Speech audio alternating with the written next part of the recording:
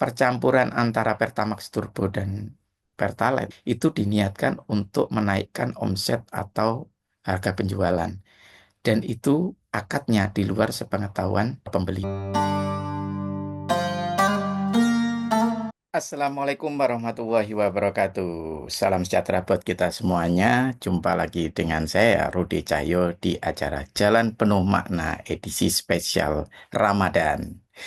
Dan mohon maaf, ini baru kita buat di hari keempat puasa. Kalau dulu kita sejak dari hari pertama sudah membuat eh, Jalan Penuh Makna edisi bulan Ramadan. Tapi kalau dulu namanya bukan Jalan Penuh Makna, tetapi dulu namanya adalah Kata Rudi Cahyo edisi spesial Ramadan.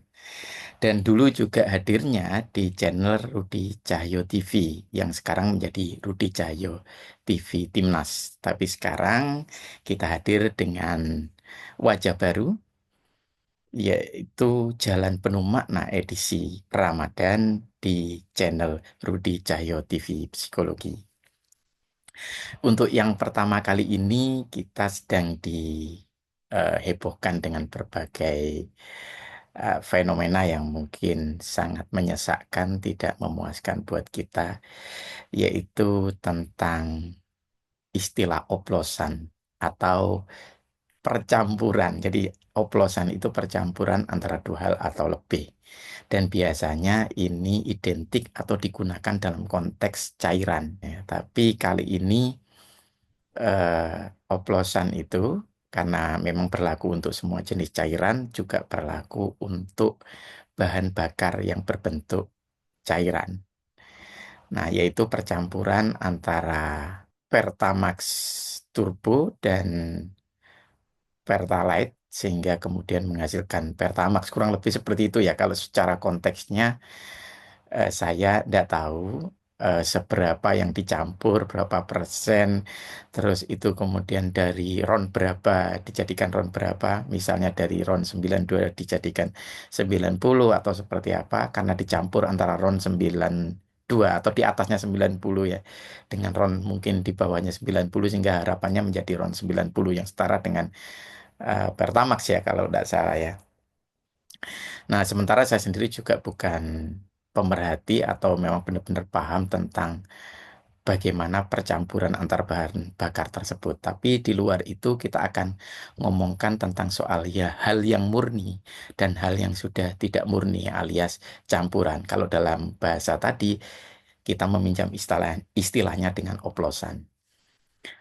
Nah, ketika sebuah produk itu kita buat untuk tujuan atau dengan niatan bahwa produk itu dengan kualitas tertentu atau kualitas taruhlah kita pakai istilah kualitas A ya dan kemudian kita jadikan kualitas A plus misalnya atau malah kita turunkan jadi B misalnya, maka untuk apa dulu kualitas itu diubah?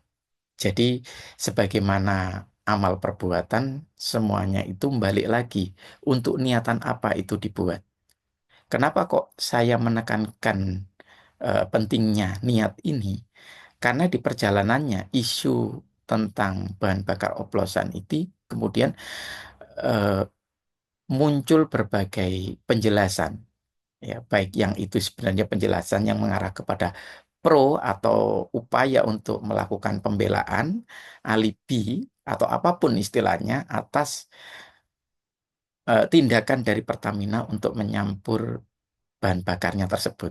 Tapi juga ada dari masyarakat yang kontra dan bahkan mungkin cenderung banyak, cenderung masif yang kemudian sangat mudah untuk digulirkan ya atau dibakar ibaratnya ya karena ini isu bahan bakar maka sangat sensitif kemudian untuk dibakar atau taunya masyarakat kan pokoknya bensin itu dioplos atau ada ketidakpuasan terutama dari konsumen Pertamax ya yang seharusnya dapat bahan bakar sekualitas Pertamax tapi ternyata itu adalah Pertalite yang dinaikkan kualitasnya sehingga setara dengan Pertamax. Artinya mereka tidak rela karena memang niat pembeliannya itu adalah niat pembelian Pertamax atau meskipun itu tidak diucapkan bahwa uang segini saya berikan, saya belikan untuk membeli Pertamax.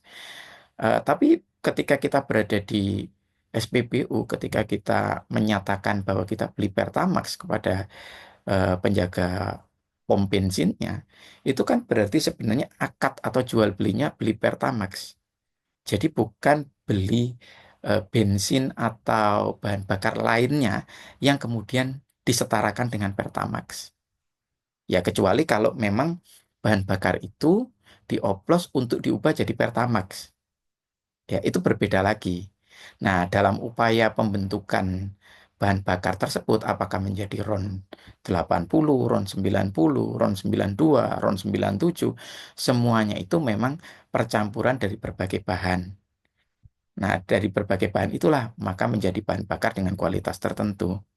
Nah, tetapi di luar wewenang dari bagian produksi atau di luar wewenang bagian ahli yang memang secara laboratori, eh, dari tes laboratorium adalah percampuran berbagai bahan sehingga kemudian membentuk bahan bakar dengan ron tertentu.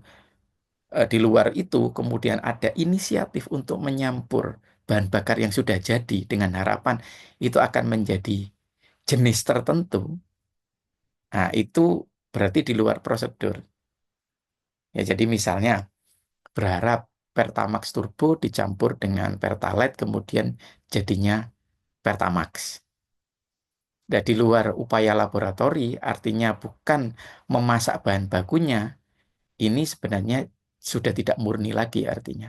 Itu sama kayak teman-teman beli makanan, ya, tapi kemudian dicampur ini itu.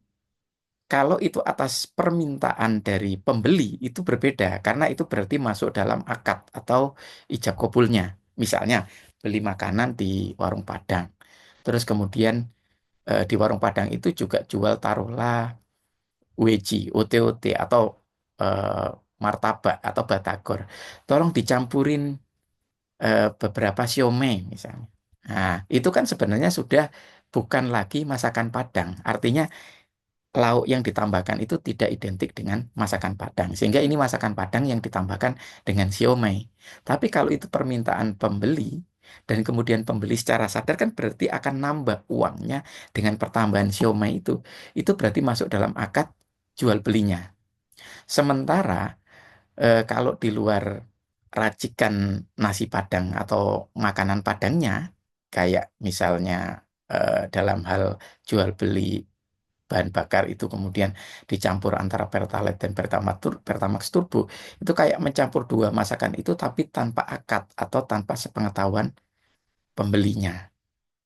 Ya, itu berbeda dengan pembeli yang datang ke rumah masakan Padang yang mereka tidak pernah tahu ramuan yang dibuat, yang itu terdiri dari cabai, ada garam, ada gula, ada daun singkong, semuanya itu dicampur, baik itu bahan maupun bumbunya, dan kemudian dijual. Mereka mau rela membeli itu sebagai masakan Padang. Itu legal. Karena apa? Karena semua bahan, semua bumbu itu memang ditujukan untuk membuat masakan Padang, dan kemudian dijual atas nama masakan Padang. Nah, ketika kemudian ternyata ada selingan jualan siomay dan kemudian itu atas permintaan pembeli, itu tidak masalah karena pembeli akan membeli dengan harga tambahan ada siomaynya.